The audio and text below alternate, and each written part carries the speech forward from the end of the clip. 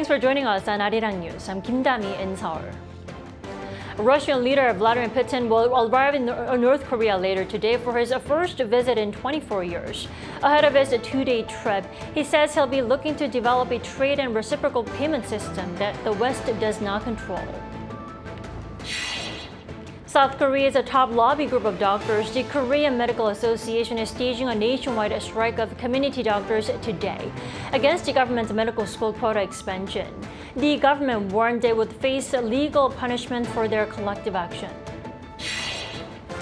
South Korea has climbed 8 spots to rank 20th in global competitiveness among 67 countries surveyed by a Switzerland-based institute. The latest finding is the country's highest ever.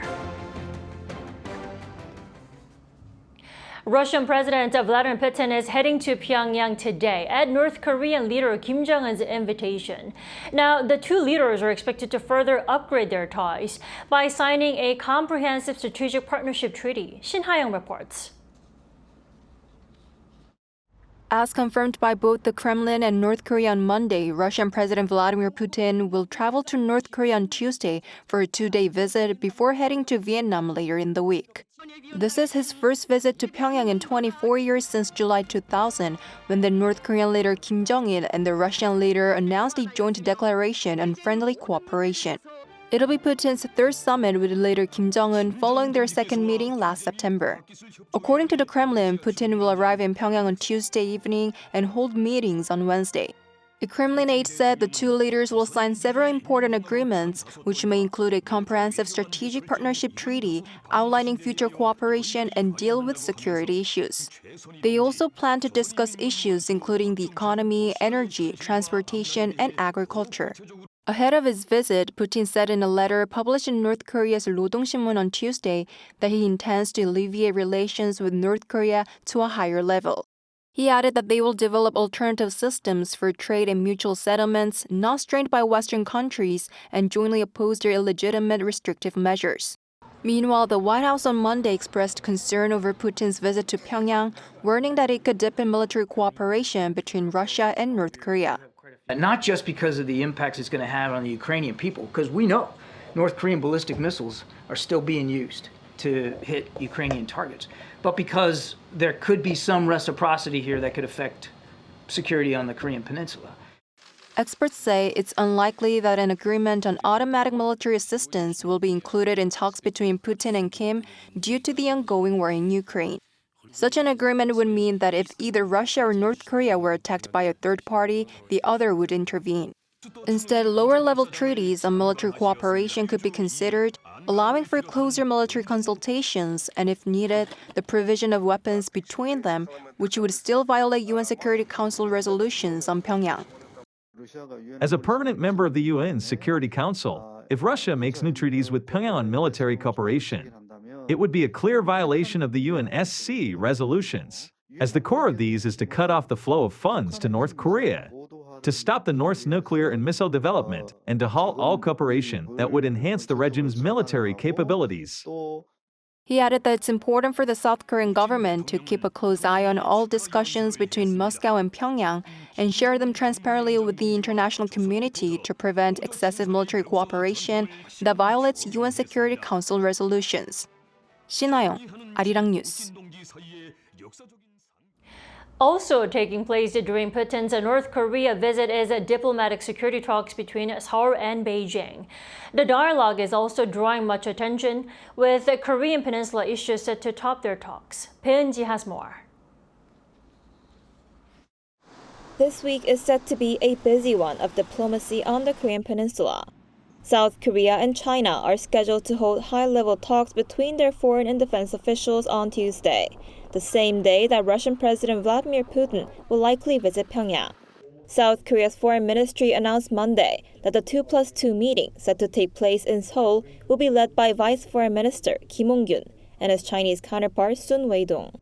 Defense officials at the Director General level from the two countries will also be joining the meeting.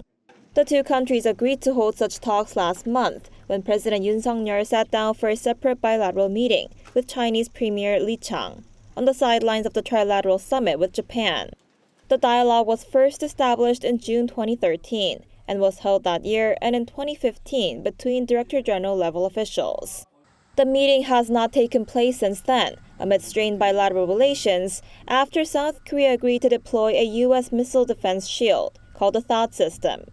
During Tuesday's meeting, the two sides will likely discuss the recent situation on the Korean Peninsula, including the North's trash balloons and the South's decision to suspend the inter-Korean military agreement. South Korea is expected to once again ask China to play a constructive role in resolving North Korean issues and highlight the importance of communication between Seoul and Beijing to maintain peace in the region. All eyes are now on whether the upcoming meeting will help resume high-level communication channels between the two countries and have China keep a distance from the trilateral partnership between North Korea, China, and Russia getting stronger. 배은지, Arirang News. Community doctors nationwide have decided to join the walkout initiated by medical professors at one of South Korea's Big Five hospitals. A Korean Medical Association rally is set to take place in the coming hours. Yoon has more. The Korean Medical Association, which called for a nationwide strike of community doctors on Tuesday, will hold a general rally at 2 p.m. in Seoul. Organized by the country's biggest doctors group, around 20,000 people are expected to take part. On Monday, medical professors at Seoul National University Hospital and its affiliate hospitals began an indefinite walkout. Medical professors at 3 hospitals affiliated with Yonsei University, including Severance Hospital, also plan to join the action from June 27th. 70% of KMA members, when asked earlier this month, said they would participate in the walkout. However, according to the Health Ministry, nearly 1,500 healthcare facilities have indicated they will suspend services on Tuesday. That's approximately 4% of all medical institutions, including clinics and hospitals. In response, the government said it would issue an order preventing them from closing, effective Tuesday morning. The predetermined rate of hospital closure stands at about 4%, but to minimize medical service disruptions, we will issue a business operation directive starting at 9 a.m. today. Professors at Seoul Asan Hospital have decided that they will begin a one-week walkout on the 4th of July. The potential for such action to spread to all major hospitals in the country is becoming a heightened concern, particularly among patients. Yoon, Arirang News.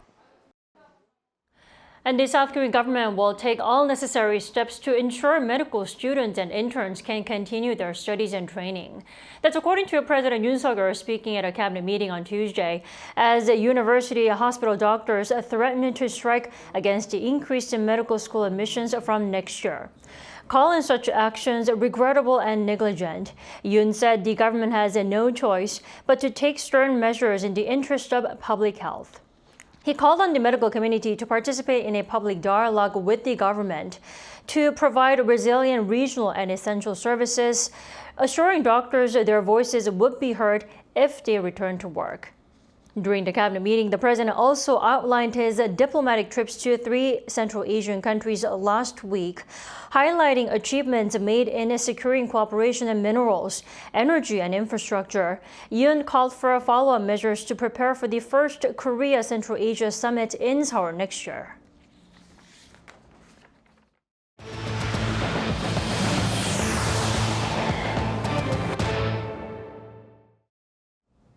South Korea's World Competitiveness Ranking has reached its highest level ever in the annual rankings released by the IMD. Our economics correspondent Lee Soo-jin tells us more. South Korea saw its global competitiveness soar to a record high in rankings released by the Swiss-based International Institute for Management Development. According to the Finance Ministry on Tuesday, South Korea placed 20th overall out of 67 countries that were assessed in the 2024 IMD World Competitiveness Rankings, its highest ever. And it's also up 8 places compared to last year when it came in at 28th. The rankings, which are published in June each year, assess a country's ability to create a conducive business environment by rating them across 4 key areas, namely economic performance, government and business efficiency, and infrastructure, covering 20 subcategories. The rise in Seoul's global competitiveness this year was mostly driven by business efficiency and infrastructure ratings. In this year's rankings, South Korea jumped 10 places in business efficiency to 23rd, thanks to improvements in various subcategories such as productivity, the labor market, finance, and business management practices. And its infrastructure ranking also rose by 5 places compared to last year to 11th, on the back of strong technology, science, and education infrastructure. But its economic performance ranking fell slightly by 2 places and government efficiency by 1 to 16th and 39th respectively, mostly due to falls in subcategory ratings such as international trade and tax policy. As for other nations, Singapore came first overall, rising 3 places from last year, followed by Switzerland, Denmark, Ireland, and Hong Kong. The difference in the rankings of the United States and China this year shrank to 2 from 12 last year, with the US coming in at 12th and China 14th. Meanwhile, European nations such as the United Kingdom and Germany ranked lower than South Korea, with Korea overtaking Germany, which came in 24th for the first time. An official from the Finance Ministry said that based on this improved ranking, the South Korean government will continue making efforts to further strengthen the country's global competitiveness. 이수진, Arirang News. Korean Air's acquisition of Asiana Airlines is one step closer to completion, as Asiana has wrapped up the divestment of its cargo business. Korean Air held a meeting with the board of directors on Monday to select Air Incheon, a cargo airline, as the preferred bidder for Asiana's cargo division. The sales agreement will be settled next month. Selling off the cargo service was one of the EU's conditions to approve the acquisition, and the other condition being that Korean Air allows a low-cost carrier T-Way to start 4 new passenger flight routes. The acquisition process has been ongoing for more than 3 years, and now all that's left now is for approval from the U.S. The S&P 500 hit yet another all-time high Monday, marking the 30th time the index has reached a fresh high this year. The S&P 500 rose 41.63 points, or 0.77% on Monday, to close the trading at 5,473.23. The day's gains were largely driven by mega caps like Tesla and Apple, despite Nvidia edging lower. The index has been fueled all year by tech stocks, as investment firm Evercore ISI revised its year-end price target to 6,000, while Goldman Sachs upped its target to 5,600. Despite measures to prevent violent scenes that have marred previous football tournaments, police at Euro 2024 over in Germany have already had to deal with serious incidents. Lee Seung-jae has the details. The UEFA European Championships is one of football's biggest events, with the 2024 edition being held in Germany. And despite efforts by authorities to put a stop to hooliganism seen at previous tournaments, the opening round of the competition has already witnessed some violent scenes. Just before the Netherlands-Poland match on Sunday, a man wielding a pickaxe close to a Euro 2024 football fan parade in central Hamburg was shot by police. While authorities said the incident wasn't football-related, police are investigating the suspect's motive. Sunday also saw a massive brawl break out between English and Serbian football fans, involving 150 people before England's 1-0 victory. 1 English fan and 7 Serbian fans were arrested. Police say the fight broke out as English fans were trying to enter a steakhouse in Gelsenkirchen in western Germany. Although it's unclear who provoked the brawl, chairs and tables were being thrown, with several fans and at least 1 police officer injured. Police promised tight security throughout the tournament, with Islamic State having already called for attacks. With 2.3 million tickets sold for matches in stadiums across the country and some 12 million fans expected at outdoor viewing fan zones, German police say it will focus on the threat of terrorism, hooligans, everyday crime, violent criminals, and also cyber attacks. Lee Seung-jae, Arirang News. 2 Korean-American designers won Tony Awards on Sunday at the 77th edition of the prestigious awards ceremony for American plays and musicals.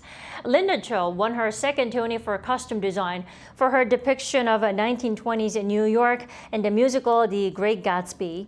Hana Soo-young Kim jointly won the Best Lighting Design award for the musical The Outsider. After working as a stage designer for years in the American performing arts industry, this was her Broadway debut. The Great Gatsby opened in the U.S. in April and is the first Broadway musical with a South Korean lead producer. Visiting iconic landmarks and snapping photos top many people's to-do list when traveling. But in an era where health and wellness are among people's top priorities, medical tourism is on the rise with Korea, a popular destination. Song Yujin reports. One of the great things about traveling is that it can make you a better version of yourself. Medical tourism, where people travel abroad for medical care, does this by improving both your inner and outer well-being. Korea has become a top destination for medical tourism over the years. Data from the Health Ministry shows that Korea welcomed a record high 606,000 foreign medical tourists last year. That's more than double the number from 2022 and the highest since data collection began in 2009. The most popular departments were dermatology, plastic surgery, and internal medicine. By region, Seoul City hosted 78% of them, with 1/3 who visited in 2023 coming to one particular district. So the Gangnam-gu district in southern Seoul, where I am right now, is renowned as the epicenter of Korea's medical tourism. And that's because it's home to countless beauty clinics, including ones that specialize in plastic surgery, dermatology, dental care, and hair restoration. The Korea Medical Tour Promotion Association under the Culture Ministry recently held an event inviting international content creators and social media influencers to experience K-medical tourism firsthand. I believe the key factors behind the growth of Korea's medical tourism market are the popularity of K-dramas and K-pop, which have made people want to visit Korea. Also, the country's cosmetics and healthcare markets have expanded significantly. We, as doctors, will work with these influencers to promote Korea's excellent medical services worldwide. High quality yet affordable services are what makes Korea's medical sector stand out. Say the professional results and the doctors are really good, and also it's very, very cheap compared to other countries. I'm from Europe. The clinics there are highly expensive, so I think this is something that attracts people to the surgeries in Korea. I would say accommodation. I think there's a lot of centers that offer multiple languages and interpreters as well. Korea aims to host a total of 700,000 medical tourists per year by 2027. But what can be done to achieve this goal? The global medical tourism market is expected to keep growing due to its high value. It's crucial to develop the unique advantages that only Korea can offer. The government is making continuous efforts to improve services to meet the needs of medical tourists from their arrival to departure. We need to keep integrating medical services with tourism programs and increase support for these initiatives. Combining medical care with travel, medical tourism offers a holistic approach to healing and well-being. Song Yujin, Arirang News.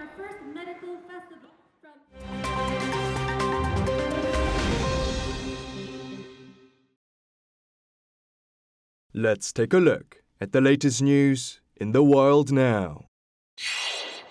Israeli Prime Minister Benjamin Netanyahu dissolved his 6-member war cabinet tasked with coordination of the conflict in Gaza following the departure of centrist opposition leader and former military chief Benny Gantz earlier this month.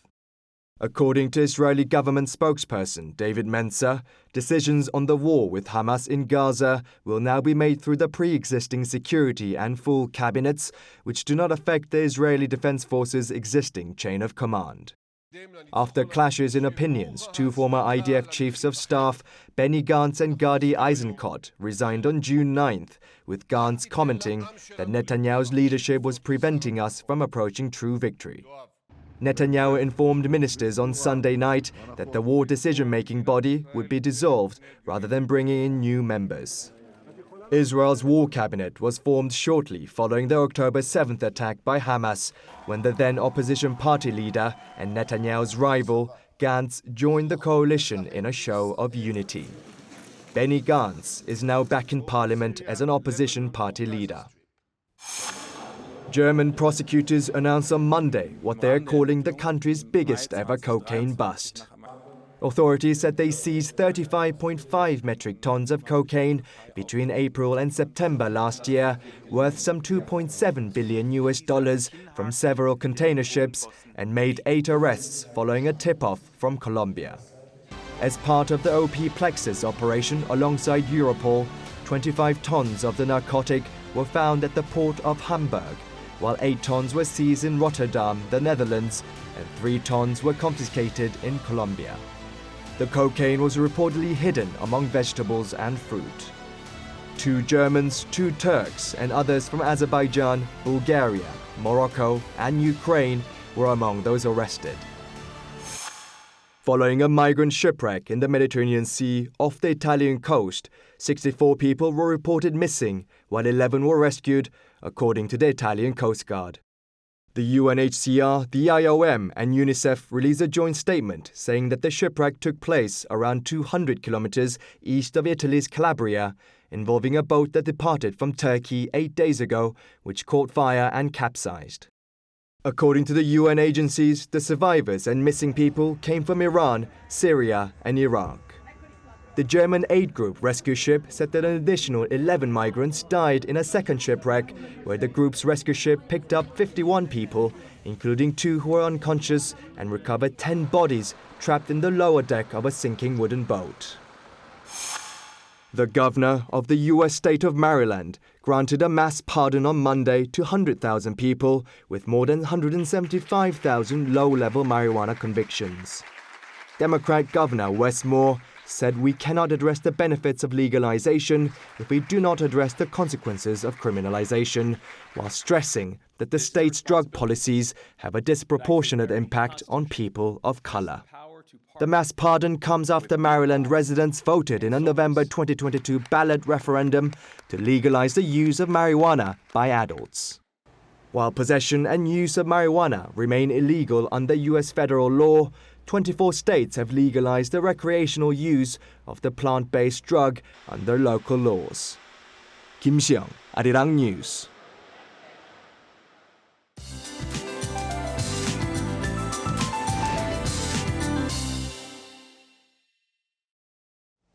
Good afternoon. Today is no exception in terms of recent weather trends, with scorching temperatures under sunny skies. In fact, it will be hotter in most places, with heat advisories in place for parts of Gyeongsangdo and surrounding areas. And Miryang in Gyeongsangnam-do province could see a high of 36 degrees Celsius this afternoon. And sunny skies will beam down on us nationwide, so carrying an umbrella for UV protection is an excellent idea. Do not hesitate to walk around with one, even for men, to stay safe in the sun. It's going to be a long, harsh summer this year. Also, plan outdoor activities for cooler parts of the day. Seoul and even Busan could see a high of 32 degrees Celsius. Daegu and Gwangju, Gyeongju will top out at 34 degrees. After the mercury hits its peak tomorrow at 35 degrees in Seoul, numbers will try to go back to the norms. Meanwhile, Jeju Island will see rain from tomorrow into Friday. With that in mind, let's take a look at the international weather conditions.